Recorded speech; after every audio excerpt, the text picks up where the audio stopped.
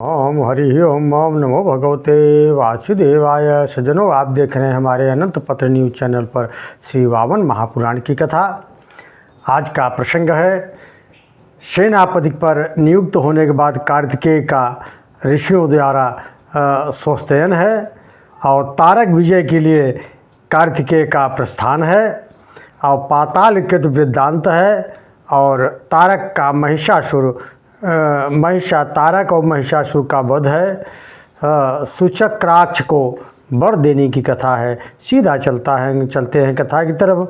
पुलस्त्यवाच सेनापत्यभिषिक्तु कुमारो देवतैरथ पणिपत्य भक्ता गिरिजाम पावकम शुचिम।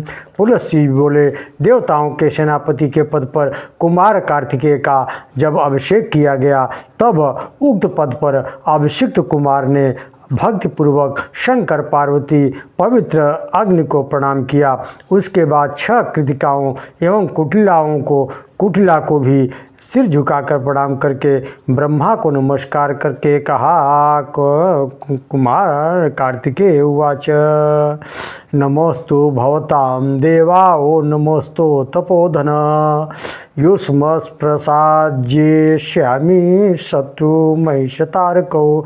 कुमार ने कहा, देवताओं आप लोगों को नमस्कार है, आप लोगों को ओंकार के साथ नमस्कार है।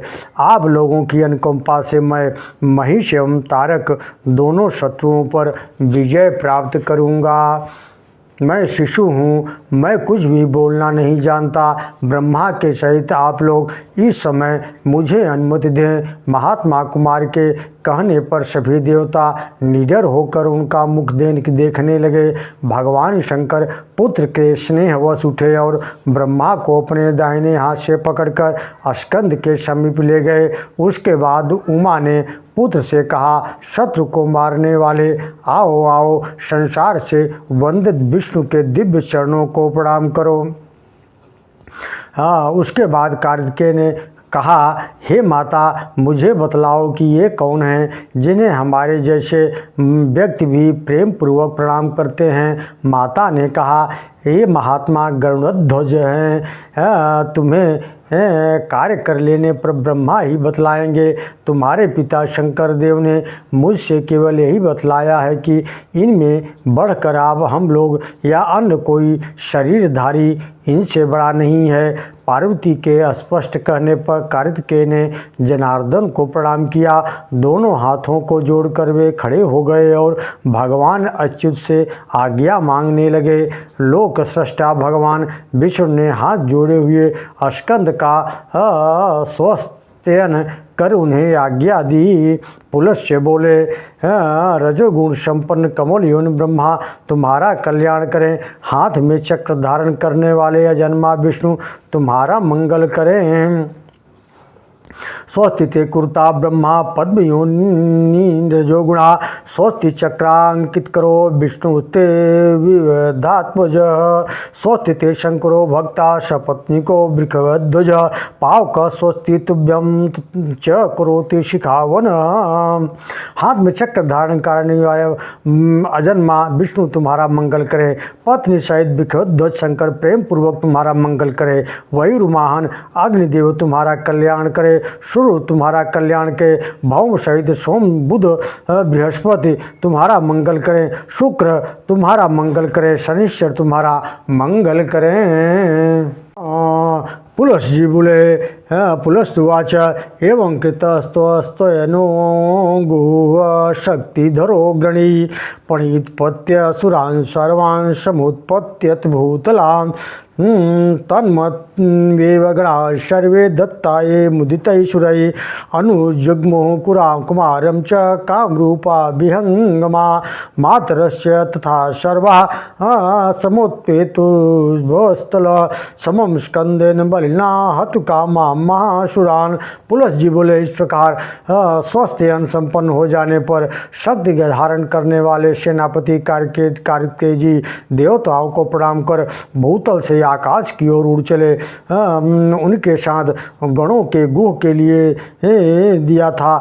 जो भी देवता उनको गण दिए थे वे सभी इच्छानुकूल रूप धारण करने वाले सभी गणों ने पक्षी का रूप धारण कर कुमार का आगमन किया।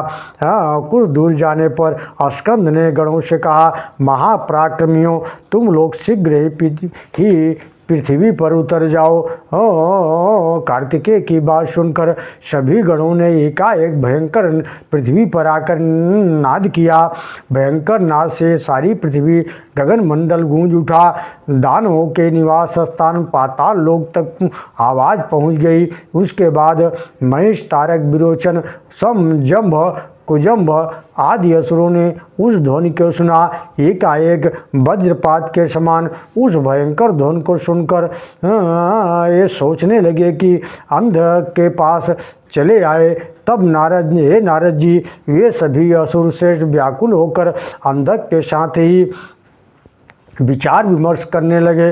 उन दैत्यों को विचार करते समय शूकर जैसे मुख वाला दैत्य पाताल के धरातल से रसातल में आ गया। बाण से विद्ध होने के कारण व्यथित होकर वह बारंबार कांपता हुआ अंधकासुर के पास आकर कहा, पाताल केतु ने कहा, हे दैत्योसर, मैं गालव के आश्रम में गया था। उसको बलपूर्वक नष्ट करने के लिए मैंने शूकर के रूप में जैसे ही उस आश्रम में प्रवेश किया वैसे ही पता नहीं किस मानव ने मेरे ऊपर बाण छोड़ दिया। बाण से हंसली के टूट जाने पर मैं आश्रम से तुरंत भागा। मैं और इसने मेरा पीछा किया। उसके भय से मैं समुद्र में आ गया। वहाँ मैंने एक मनुष्यों को देखा जो गर्जना कर रहे थे। दूसरे कह रहे थे कि हम महिषासुर को निश्चय ही मार डालेंगे। दूसरे लोग कह रहे थे कि आज हम तारक को मारेंगे। असुरेश्वर, उसे सुनकर मुझे डर लग गया। मैं गुप्त मार्ग से भागा। उससे डर से मैं अपना हिरण्यपुर त्याग कर आपके पास आ गया हूँ। आप मेरे ऊपर अनुग्रह कीजिए। यह बात सुनकर अंधक ने गर्जन ध्वनि से कहा, दानव, तुम्हें उससे डरना नहीं चाहिए। मैं तुम्हारा सच्चा रक्षक हूँ।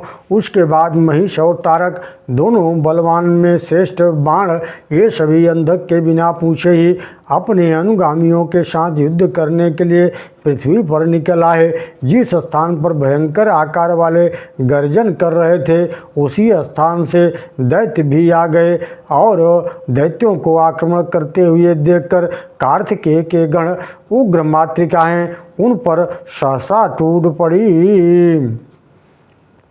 उन सब में स्थाणु भगवान लोहे की बनी गदा लेकर पशुओं के तुल्य शत्रुओं के सैन्य बल को संहार करने लगे। ज्वालामुख रथ हाथी घोड़ों मुख के अपने मुख में झोंकने लगा। शंकुर कर्ण दानवों को हल से खींचने लगा और नष्ट करने लगा। पिंगल दंड को उठाकर जहाँ जहाँ दैत्यों का शव ढेर दिखलाई पड़ा वहाँ असुरों को मार रहा था। भीम भयंकर शिलाओं की वर्षा करके असुरों को मार रहा था। सकट चक्राक्ष बलवान पंचशिख नामक गण तेजी से मुद्गर अवसर लेकर के शत्रुओं का संहार कर रहे थे। कूर्म ग्रीवा सिर एवं पैरों के प्रहार से धक्का देकर वाहनों को सबके साथ दैत्यों को मारने लगा।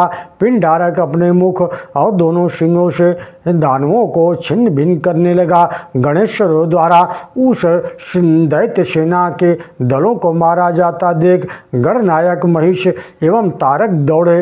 दोनों दानवों द्वारा चारों ओर से घेर कर युद्ध करने लगे। उसके बाद आयुध सहित महिषासुर गदा की बार बार मार से प्रथमों को शीघ्र पराजित करके कुमार की ओर झपटा। उस महिष को झपटते देखकर अत्यंत क्रुद्ध हुए सुचक्राक्ष ने चक्र उठाकर दानु नंदन को बीच में ही रोक दिया। हाथों में गदा चक्र धारण किए हुए असुरगण दोनों महारथी उस समय आपस में अद्भुत लड़ाई करने लगे। महिष ने गदा घुमाकर सूचक्राक्ष के ऊपर मारा। सूचक्राक्ष ने अपने चक्र को उस असुर की ओर चलाया।